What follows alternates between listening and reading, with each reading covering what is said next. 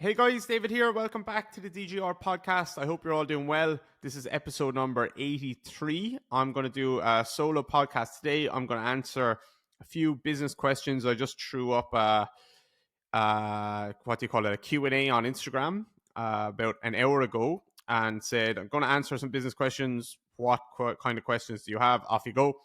And I've got like 10 or 12 or maybe less, I don't know. But I have them on my phone if you're watching on YouTube. That's why I'm looking down a little bit. So I'm just going to go kind of quick fire. I probably won't delve too deep, but then again, I always say that. So we're going to talk a bit about marketing, a bit about content, a bit about networking, ads a little bit, maybe advice for when I was younger, business wise, what CPD courses to take, what else? Ideas for consistent footfall. Um, yeah, that's it as far as I can see. So we'll just get cracking straight into those. We actually just passed 255-star reviews on Spotify for the podcast, so thank you for that. If you haven't clicked 5 stars, can you please go and do that? I would say it makes a big difference. I don't know, maybe it does or not, but I think it probably. No, I don't know, to be honest, but give it a little 5-star. That would be nice. If you listen on Apple Podcasts, do something there. Do something nice for us. I don't know what you can do, but click something that's nice. Okay, so here we go. The first question was, can you expand on your marketing funnel versus wheel that you spoke about on your recent story? So I was asked on a recent story about can you give us an insight into your marketing funnel? And I said, we don't have a funnel, we have a wheel. And yeah, that's how I think about it. So if you think about a funnel, you pour water, or customers, let's just stick with water, like you pour water into the top and you come, like, it's wide at the top and it comes out at the bottom. And that is how a lot of people think about marketing. I think is like, okay, customers or potential customers are going to all kind of funnel in here. We're going to get it's quite wide at the top, so we're just going to capture. We will try and be semi-specific, but we're going to capture a lot of people, some of whom are maybe not right for us, and they're going to filter down through different layers of the funnel. So like top of funnel, middle of funnel, and then come out the bottom where they're going to buy something from us down the bottom. Obviously, not everyone that comes in will come out the bottom, and that is just the case with marketing. But it's kind of this step-by-step thing, this step-by-step approach, and I don't think about it like that at all. I don't really think about that at all. I think that funnel approach is like the Charles Poliquin approach to marketing, which is, let's pretend that we can kind of measure every step-by-step thing. Okay, your rotator cuff needs to be X amount of strength of your chest press, blah, blah, blah, blah, blah. Like this kind of structural balance, like we can measure everything, and we can really try and like decode what's going on here. And actually, you can't. So I won't suggest. I'm sure a lot of people get success with that approach, or at least they think they're getting success. It may not be because of that approach, but at least they're trying to measure stuff and trying to be exact with stuff. I think that's an old school approach when there wasn't as much content creation going on. The old school, like digital marketers, just internet money people, they had a funnel approach, and a lot of them were selling through a launch model, which was like, okay, I'm going to run an ad on YouTube. That ad is going to ask you to sign up to this newsletter, and now I put you into a kind of an email marketing system, an email marketing funnel where, like, if you do this and you click open this, then you're going into this group. If you don't click open that, you're going into that group. I'm not saying anything is wrong with any of this. Like, we have that too. We have a little bit of that as well. But it's like all completely measured step by step. You go here, then you go here, then you go here, then you go here. Now you end up on a webinar with us where you're going to buy a high ticket offer. I'm going to sell you with a launch model. That launch model works really well for the right person, and webinars are a great place to make sales. And that's not the only way a funnel is used, but it's not how I think about our content and our customers, our potential customers. And I don't think it works as well. It still probably works really well, actually, to be honest, but I don't think it works as well nowadays. And I like to think of it as just a wheel. So instead of you come in through X, Y, and Z place, it's and then you go here and then you go here. I like to think of a wheel, which is like you can come in from anywhere and kind of go in all these different directions. You can be in the middle of the wheel, you can go to the left, you can come back to the middle, you can go up, you can come back to the middle, you can go right. You can just play around, and eventually our we're kind of everywhere, and you're going to see us and be impressed with us everywhere. You like our content everywhere, and eventually you're going to come to the right place and buy something from us. So you could, so for us it's just like a wheel of content, a wheel of engagement, where you're going to hopefully see us on Instagram, our Instagram posts. Let's just talk about Instagram. So you're going to see us on Instagram, the feed. Hopefully you're going to see our ads on Instagram. You're going to see us on Instagram stories. You're going to see us on other Instagram pages who have shared stuff about us. So there's a lot of places even within there that you're going to see us. You're also hopefully going to listen to our podcast like you're doing now. You are going to maybe watch some of our YouTube videos. You're going to hopefully sign up for our email newsletter or our email list and start to engage with some of our emails and stuff like that there. None of this is designed for this is the first entry place for you to go. You're also going to listen to not just our podcast, but hopefully my guest podcast where I'm on with other people. So you can just binge our content in loads of different places. And I would like if there was more places as well. I would like potentially if it was, okay, you can see us on Twitter as well somewhere, but I'm not a big fan of Twitter, and I don't think Threads is available in Europe yet. So that's not an option, even though we might look at that when it is. Our YouTube probably should be better. I'm not saying any of this is good, like anything that we're doing is good. It's just how I like to think about it. You might listen to us on a guest podcast. That's where you come in. Then you go and sign up to our email newsletter. Then you go and do God knows what, and you end up buying a program for us, or you end up just coming to a workshop. So I do have a kind of a little bit more step by step when it comes down to what products I would like you to buy in what order. Not really, but kind of. And it's not even in marketing terms. It's actually to make your education life a bit easier. So like we have, and that kind of just goes like low to high ticket offers. So we have our lower offers, lower price point offers, which are programs. We have our member site, which is slightly more expensive. We have our workshops, which are slightly more expensive. And then we'll have like mentorship or more education, which will be a good bit more expensive again. So like that is kind of a natural progression. But in terms of a marketing funnel, how you hear about those things and what makes you buy, I don't think that can be measured as easily as people seem to believe. And I don't think the funnel concept, I think it confuses you, and I think it puts your mindset in a way that you're trying to measure things that you can't measure, and you're trying to set things up in a way that they don't need to be set up. Just make sure you have good content in different places. Make sure people can access you. Some people don't want to watch you on YouTube. Some people will read your emails. Some people won't buy on YouTube or Instagram, but they will buy through email after they've watched some stuff on YouTube or Instagram. Some people are more interested in text-based like Twitter. Some people are going to kind of fall in love with your stuff when they start to listen to you on a podcast. So I don't need it to be one then the other. I just need this to be available for wherever you want to go. And then obviously your biggest fans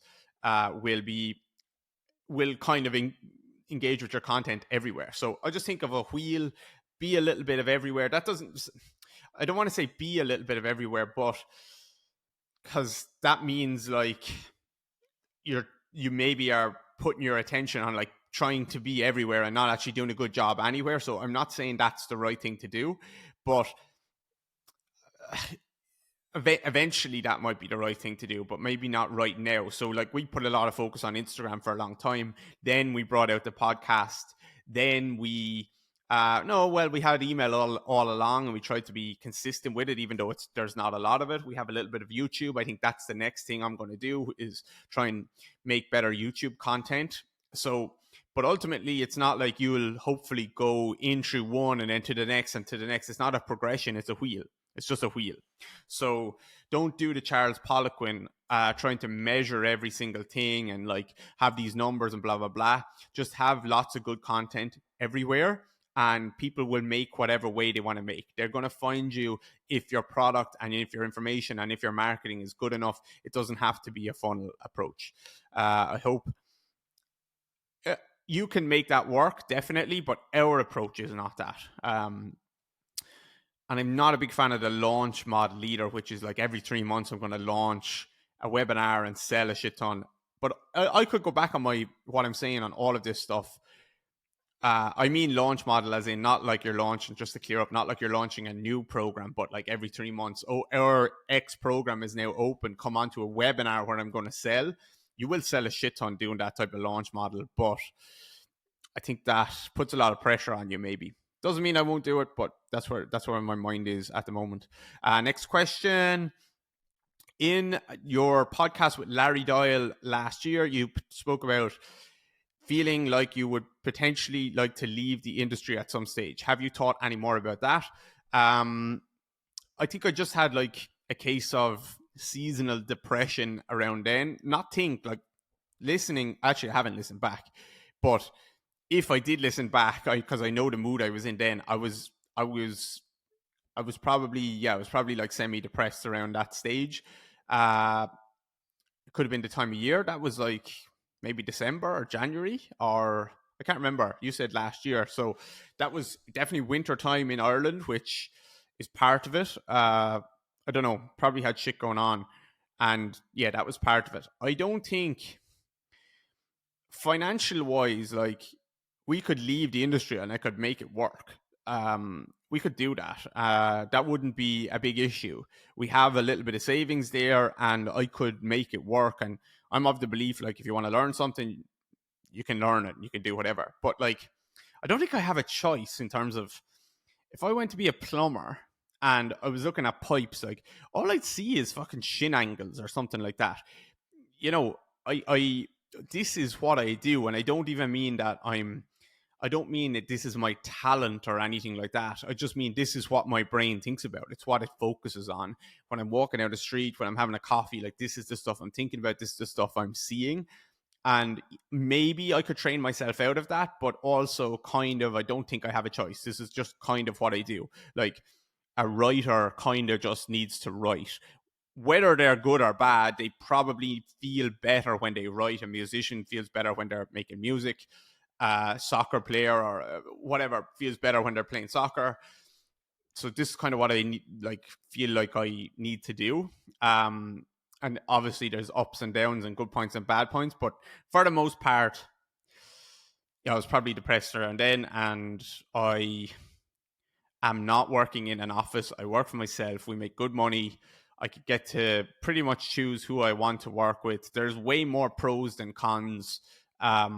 There's just sometimes some cons, which is like the industry is a mess, but that's just me focusing on. That was probably that was probably part of my mindset around then, and it was because part of that conversation was with Larry, which was like a counseling session. Actually, looking back, thank you, Larry. But part of that was, and he's a good person to get counseling from, actually. But yeah, it was just frustrations with the industry that I let get in at me rather than just thinking about what I'm trying to do better. I was thinking about the industry as a whole. So I don't know. Look at someone like Conor McGregor and just see, you can kind of see how potentially, you know, obviously you're looking in from the outside, but it looks like his life is kind of falling apart. And that's not a money thing. Obviously, he's probably has more money than ever, but when he's not fighting, when he's not fighting, when he's not having to train for a fight, he doesn't look as happy. He doesn't look as healthy. He doesn't look as tuned in. He certainly doesn't look as sharp in terms of brain and the way he talks and stuff. So I think he's a fighter who needs to fight. But the problem is he doesn't need to fight anymore because he has enough money. And the money that he can earn probably far outweighs what he could earn just from a UFC fight. Certainly, like that would mean he'd have to train really hard for several months for that. But if he put in several months into building another brand, maybe he could make a lot more money. So he doesn't need the money, but this is an issue that happens to people. I don't need the money, or he doesn't need the money, but it probably would be better for him if he was fighting anyway. And even obviously you can't fight forever, you can't play your sport forever. That's why people go into coaching. That's why footballers, when they retire, they sit in their couch for 2 years and then they end up kind of depressed because they're like, what the fuck do I do now? And like, yeah, you can invest in a company, you can do this and that, but really, like, they need to be involved in the game, involved in the thing that they love, that they spent their life working on. And whether that's, like, for a footballer, it could be punditry or coaching, or I don't know, some of the like administration side, like I'm going to be a sporting director, I'm going to be a manager, I'm going to be a pundit. It could be whatever, but they're just involved. So someone like Conor McGregor, like, it's going to be very difficult for him to not fight and be happy, or not coach. But if he's coaching, that's like, oh, this is the potential billionaire guy with a Lamborghini yacht, but he's in a gym coaching some kid who, like, there's not money in that, but that is actually what would probably keep him saner than anything else. And that's kind of where we're at. I'm not comparing myself to Conor McGregor, by the way, in terms of talent or anything like that. I'm just saying this is what my brain focuses on. So this is probably what I need to do, regardless of if we made enough money to leave or not. So that's that one. Advice for dealing with negativity and trolls online. I've gone through like several stages of this, not in terms of several stages of trolling, but several different thought processes around this. I have thought about it being like, it's the best content. In terms of content, if someone is trolling you, look at what someone like Jake Tura does. It's brilliant content. You can just kind of take the piss out of them and use that back against them, which is great content. You can use the negativity that people are posting on your posts to clarify your point and actually strengthen your point even more, or maybe not, go the opposite way and say, yeah, maybe you're right. For me, if so, someone I put up a tennis biomechanics video recently, and one guy started commenting. It actually went kind of semi-viral, and it's been continually getting a lot of views, even though I put that up probably 2 or 3 weeks ago. And some guy was commenting like, the knee is a hinge joint. What are you saying? Internal and external rotation doesn't occur at the knee joint, which it clearly does and did in that video. And then he was saying, no, the hip is clearly doing this. So he's basically saying I'm wrong about everything. And I was going to comment back. This is just an example. I was going to comment back to him. But you know what happens to me when I do this? It's not that I don't care about the negative comments. It's what happens to me is, and I've noticed this, like, I've observed this, I do care about them. I want to kind of prove them wrong. But what happens is, if I reply to that and say, no, you're wrong because of X, Y, and Z reasons, I've observed this very clearly. I'm going to be sitting there on the couch or in the office, and I'm going to be checking my phone non-stop pretty much until that fucker comments back again, so that then I can comment back again. And suddenly, this sounds stupid, but suddenly 24 hours have passed and there's been 4 comments from me, 4 comments for him. But this has kind of been on my mind non-stop. So it's not that I care about the negative comments in terms of like, they're mostly idiots who don't have a clue what they're talking about. So it's not like I'm thinking, oh shit, like, he got me. Not in that way, but it's like, it's what it does to my attention and my energy. It saps me. It forces me to focus on the wrong things, and that's why, yeah, I mostly just ignore it now, unless I just put up a post and like one of the first 10 comments is someone saying something stupid. Then you kind of have to deal with it, because loads of other people are going to see that, and that's your chance to actually like set the record straight in this instance. But guys, if you're sick of using calf and tibialis raises with yourself or your clients, hoping that they will work, secretly knowing that they won't, then check out our foot program in the show notes. I'll teach you how I rehab and train all of my clients, how to unlock their rear foot and their ankle, how to pressurize their midfoot, how to load and strengthen their forefoot, how to build a connection from the foot to the hip, how to progress through plyometrics. It will open up so many tools in your toolbox and completely transform how you view lower leg training. So check it out. You won't regret it. Yeah, for the most part, I just ignore it now. I won't comment back. Now, again, I always reserve my right to change my mind. I'm not even saying I never comment back. So if you see me commenting back at someone, like, I'm not saying I don't do that, but I'm more going towards that, saying just ignore it. Even though it is great content, even though there's a lot of pros involved with not getting into that battle, which is with getting into that battle, which is clarifying your thought process, better for the algorithm, more people will see it who do like you and potentially get involved. There's loads of things you can make. It can make it be funny, blah, blah, blah, blah, blah. But it nags at me a little bit, and then I end up thinking about this for sometimes like over a day for no reason. So I'm at the stage where I like to ignore it, not because it don't care or because it doesn't annoy me, for the very reason that it does annoy me. Okay, cool. Next question. What would you tell yourself business-wise at the age of 20 to 23?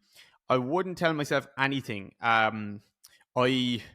know that's kind of a common answer, or sometimes like seen as like a smart answer. I just wouldn't. There's nothing I needed to know. I am where I am.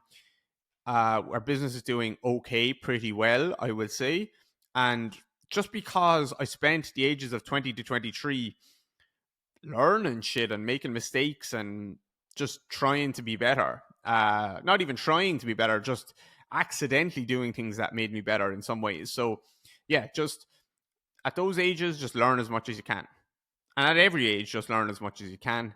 But definitely in those ages, just learn. Don't try to learn about business. Learn about the thing that you're trying to do. So if you're trying to be a good coach, learn about what makes you a good coach. And yeah, you can learn business lessons along the way, of course, but just be better at being a good coach. If you're trying to be a good accountant, be a good accountant. If you're trying to be whatever, you have so much time to like leverage your skills. But those ages are the time to build as much skill as you can, so that you can then go on and leverage it further down the road. So yeah, just learn. Don't worry about business wise. Just learn. Okay, how to know what CPD courses you should take. This is an easy answer. Just take them all. And I don't mean take them all in the 1 year necessarily, but because you need time in between courses to like reflect and implement and find out what works and what doesn't. You don't want to be a course junkie in some ways, but in other ways, if something takes your fancy, just take it. A workshop, like if you go to a weekend workshop, a workshop isn't just a workshop. A workshop it's not just the material that you're learning. It's not just 30 people in a room listening to someone talking. It's you in a room listening to someone talking alongside 30 people that are very like you. And you could spend 10 years in this industry not actually meeting anyone potentially, or one or two people that are like you. And I don't mean like you as in they're just a coach as well. That doesn't make them like you. I mean, they are interested in the same topics as you, which might be human movement, or you might come to one of our workshops and it might be like a certain model of movement. Or I won't even say that, a certain model. I would say you're actually interested in biomechanics and learning how to improve how people move and open up some space and blah, blah, blah, blah, blah. Like you're into that. whether David's workshop was good or shit doesn't matter that much. Of course, it's whatever workshop you go to, you want it to be good and you want to learn loads there. But also, you just met 30 people maybe in a room that are like you. And if you can meet those people, that's very, very important in and of itself. And if you go and the workshop is really good, great, you've got loads of great information. If you go and the workshop was not good, then great, you just found out what's not good. I don't like the way that person teaches. I don't like the way they talk. I don't like the way the principles that they use. I don't like how they coach. I don't like whatever. So there's loads of pros involved with going to a workshop or doing a CPD course that actually didn't turn out to be good. There's loads of pros involved, and like, it's not just 30 people in a room, it's 30 people like you in a room, and that is invaluable, to be honest. So take a long-term view on things, go to whatever tickles your fancy and learn what works, what doesn't work, and meet loads of people. That's what I would say. We do have 2 workshops coming up, by the way, which I may as well slip in here. Actually, there's 2 tickets left for New York City in October. They will probably be gone by the time this episode airs. And there's about 8 or 10 maybe for DC, Washington, DC in October. So grab one of those. Even if you're not in that city, there's lots of people flying in. So come and be in a room with people. That would be good. Okay, next one. Which way will I go?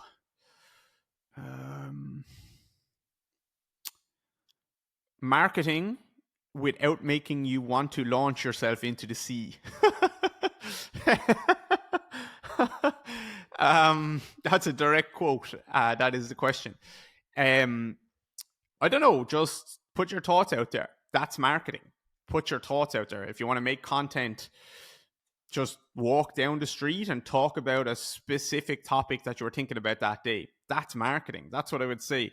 Have fun with it and just don't think about what other people are doing. What do you want to do best? The marketing you're doing, I don't know. I would ask you what marketing you're doing that makes you want to launch yourself into the sea, because none of our marketing makes me feel like that. It makes me, we just do, like I spoke before, the wheel of engagement. We just try and put up good content that's helpful for people. So yeah, that's my answer there. What are you doing in the first place that's making you feel like that? It really shouldn't. So yeah, you're trying too hard, or you're doing something weird. Just put up good content that people want to see, or that will be helpful, that you think will be helpful for people. Advice on networking. I don't really network. I hate that idea of networking. It's so transactional to me, the idea of networking.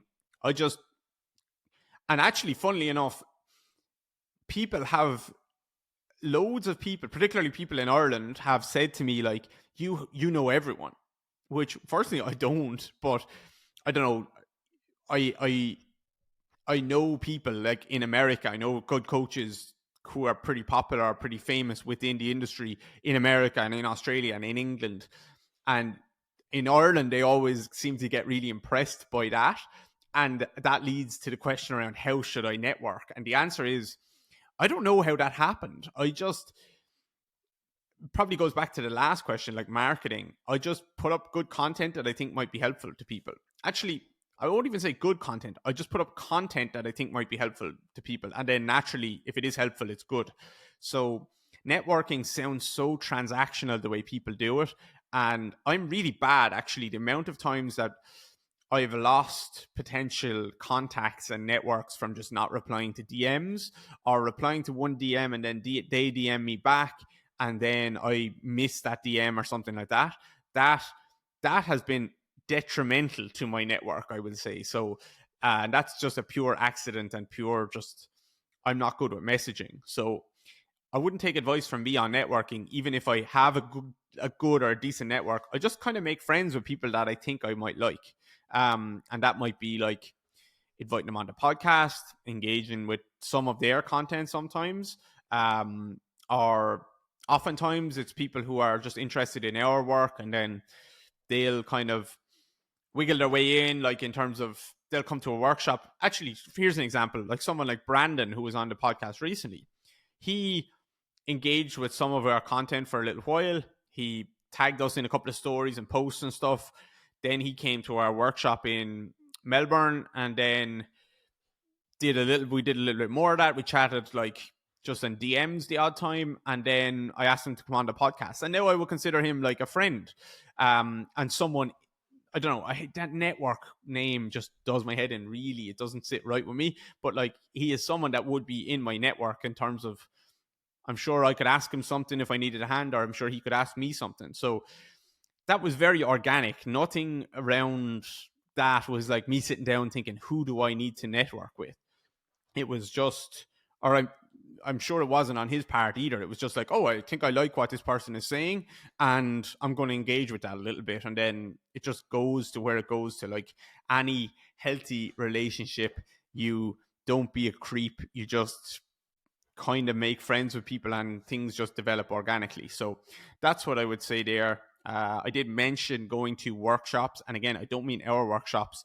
I just mean earlier on, I said a workshop isn't just 30 people in a room, it's 30 people like you. So workshops and CPDs and stuff are great opportunities to network. Some of the people, I say this at the start of every one of our workshops, you might be here for me, like for our content, but actually you might walk away saying that workshop wasn't that good.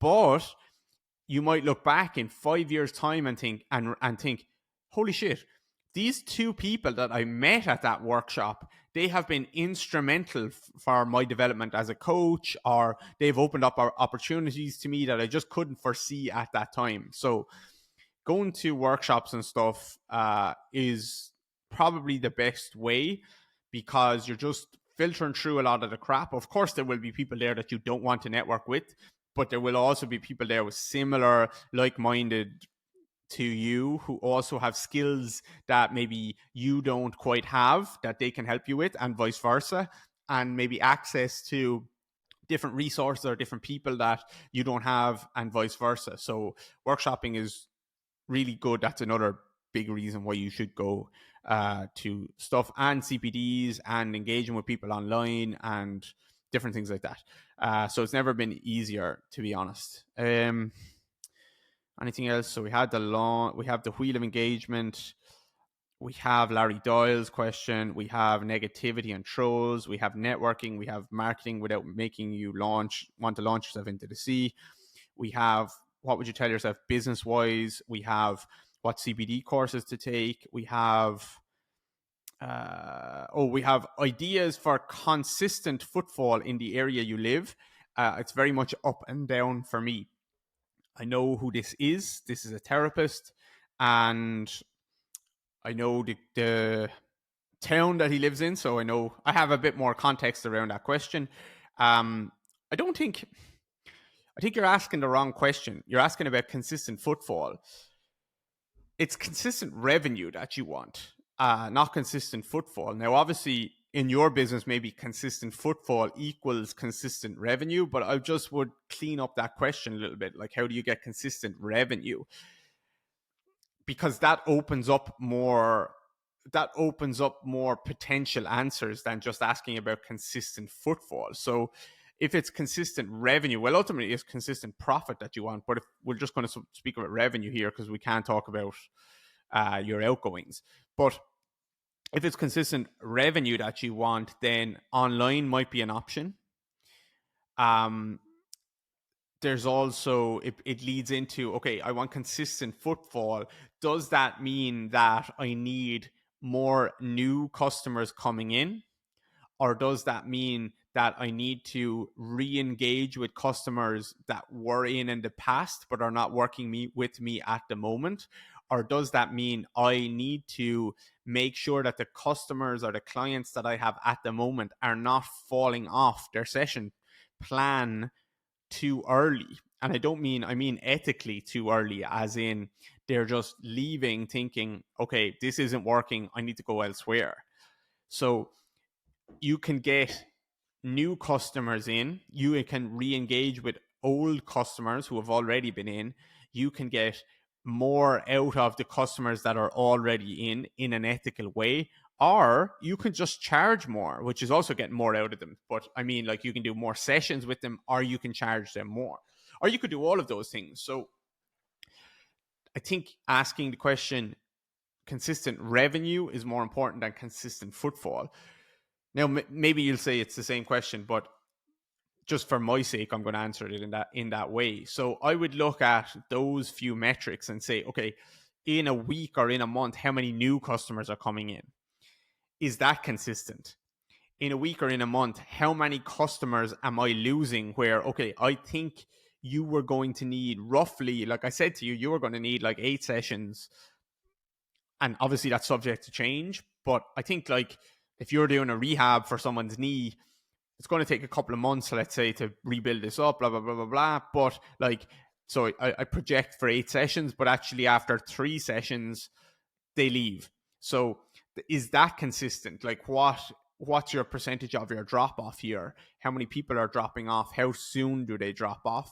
And how many people actually complete their session plan or get back to the goal that they wanted to get back to? That's a question.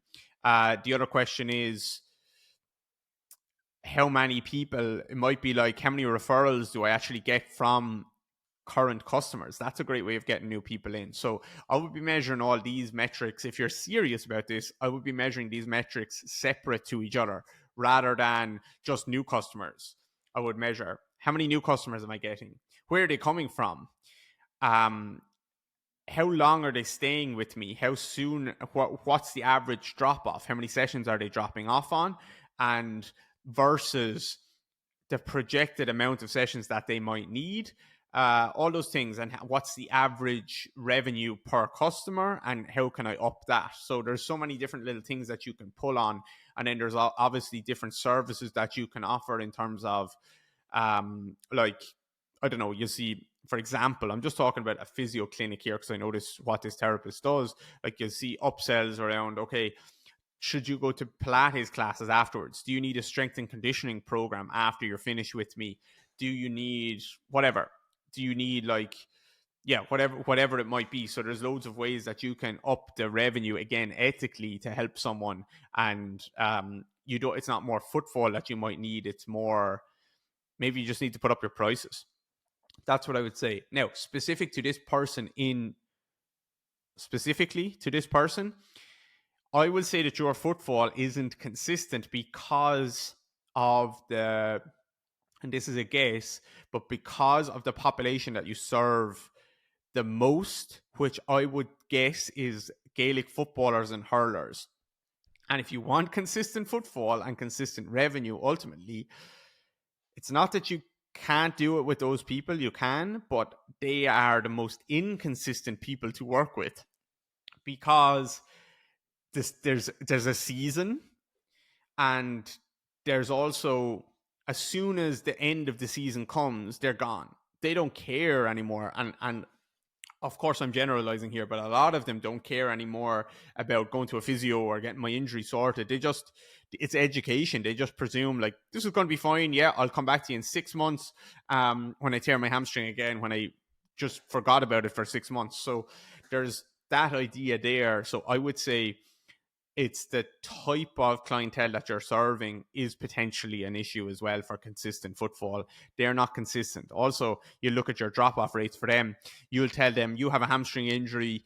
This is going to take 4 weeks, and you'll do 1 session for them with them, and then they'll come back in the following week, and they'll say, or they won't come back in the following week because they've trained that weekend, or they played a game that weekend, and they said, yeah, I didn't listen to you, I just went and I was fine, or else I re-injured it and now I went to another physio and I'm blaming you for that issue. So consistent footfall, it's consistent revenue you want. You need to look at, first and foremost, who are you serving? Like, what message are you putting out there? Who are you trying to attract?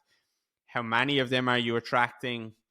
How long are they staying? How much are you charging? There's a million things, not a million things. There's 4 or 5 things that you need to measure, I would say, and find out like where your business is leaking there, rather than a broad question of just kind of get more customers in. Because you'll never fill a hole if you're always trying to get more customers in. You'll never fill that hole if they're always just dropping off really quickly. And that might not be any issue with you whatsoever. It could be that actually you're just serving the wrong type of person in the first place. Okay. The last one was Facebook ads. How are they going for you? They're going well. We have a positive return on ad spend, which is good. It's nice to be able to not sell as much online. So like I don't have to post. I very rarely post on my Instagram feed about a sale. Sorry, not about a sale. We rarely have a sale, but like very rarely post okay, go and buy this program. I do on my stories every day. I'll put up like one little story or something like that. But it's nice to just know that the ads are running in the background there and people are going to be shown a program or whatever they need. And when they're ready, they'll buy it. So that's really good. And there's a positive return on ad spend. Maybe it could be way better than it is. Maybe it could be, definitely could be worse. I know that. So I will just say it's good and it's been helpful. And this year, 2023 so far, we have doubled our revenue on 2022. So January to August 2023, we've doubled our revenue from January to August 2022. And I would say some of that is because of our ad spend. Others have been because of just our content has improved. We've grown. We're attracting more people in. We have more products and programs on offer. We've ran more workshops. So like there's a lot of different things at play, but some of it is to do with ad spend, I will say. So okay, that's the end of the podcast. I hope it was helpful. Maybe it was, maybe it wasn't. Maybe it's just a ramble. Maybe you've heard me saying it all before. Maybe I'm talking absolute crap. And I don't know what I'm talking about. All of those things are more than an option. They're definitely all feasible, I would say. So take it all with a grain of salt. Come to a workshop in America if you want, but you probably should act very, very quick there. And that's not a sales tactic. These will sell out. So I'm not too fussed. I'm not pushing on you, but we probably won't be back in America anytime soon. And then, yeah, go and get lower body basics, upper body basics, our foot, ankle, and Achilles program, core basics. They're all there linked in the show notes below. All good programs, all super practical, which is the key point. I think that's where I think is a good place to start. Just go and see how I coach the exercises, how I progress the exercises, how I program the exercises. And yeah, tons of value there for you. And yeah, apart from that, I think that's the pod, and I'll chat to you guys next week.